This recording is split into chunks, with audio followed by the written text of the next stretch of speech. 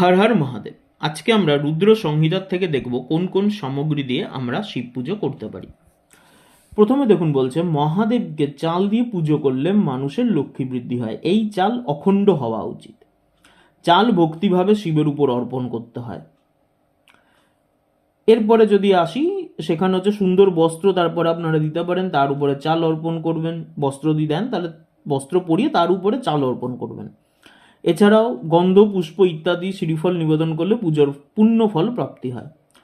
শিবের পূজাস্থলে কাছে 12 জন ব্রাহ্মণকে ভোজন করালে আরও উত্তম।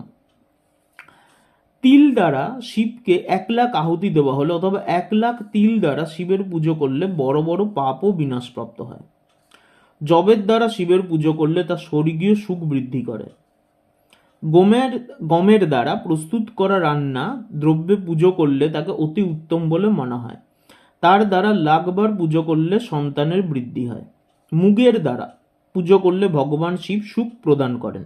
প্রিয়ঙ্গু বা কঙ্গন দশকর্মা ভাণ্ডারে কিনতে পাওয়া যায়, প্রিয়ঙ্গু বললেই পাওয়া যায়। তো প্রিয়ঙ্গু দ্বারা সর্বদক্ষ পরমাত্মা শিবের পূজা করলেই উপাসকের ধর্ম, অর্থ, কাম ও ভোগ বৃদ্ধি হয় এবং সেই পূজা সমস্ত সুখ দান করে। অরহর পাতা, যেটা এর আগের ভিডিও আমি বলেছিলাম, অরহর পাতার দ্বারা শৃঙ্গার করে শিবের পূজা করবেন। এই পূজা নানা প্রকার সুখ ও সম্পূর্ণ ফল প্রদানকারী হয়।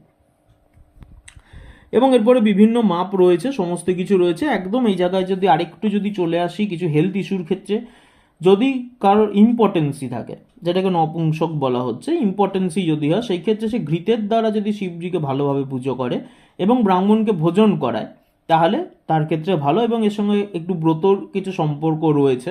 তো যদি সেই ব্রতর সঙ্গে যদি এই পদ্ধতি পালন করা হয় তাহলে এখানে ভালো ফল লাভ হয়।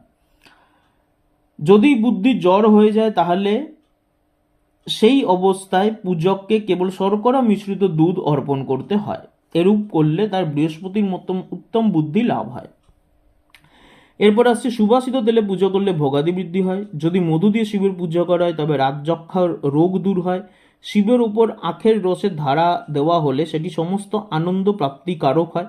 গঙ্গা জলের ধারা ভোগ ও মোক্ষ উভয় ফল প্রদানকারী হয়।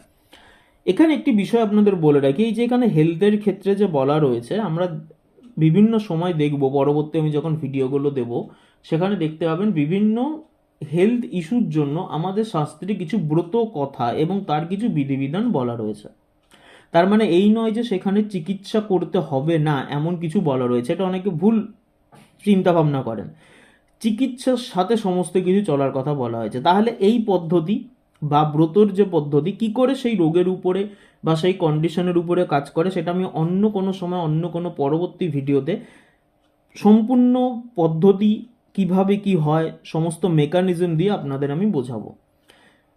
সায়েন্সকে সবসময় বা আমাদের যে হেলথের যে কন্ডিশন রয়েছে বা চিকিৎসা বিজ্ঞানকে কখনোই কিন্তু অমান্য করা হয়নি এই সমস্ত পদ্ধতির মাধ্যমে। এখানে আমরা এইটুকুটাকে নিয়ে অর্ধ জ্ঞান নিয়ে আমরা হয়তো সেটাকে ভুল ইন্টারপ্রিট করে ফেলি, দিয়ে আমরা সেখান থেকে বলি এই করে এগুলো তো কুসংস্কার, এরকম করলে হয় নাকি, তাহলে চিকিৎসা ব্যবস্থার দরকার কী ছিল, কিন্তু এরকম বাস্তবিক ক্ষেত্রে বলা হয়নি।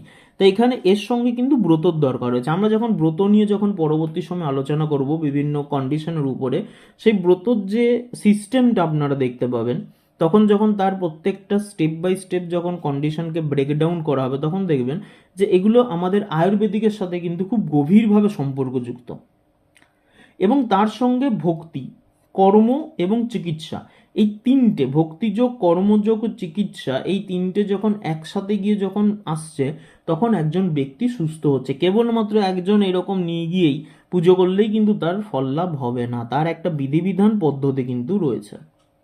তো এই প্রসঙ্গটা এখন বলে রাখলাম, পরবর্তী অন্যান্য ভিডিওগুলো আলোচনা করব। আপাতভাবে আপনারা এই সামগ্রীগুলো দিয়ে আপনারা শিব পুজো করতে পারেন।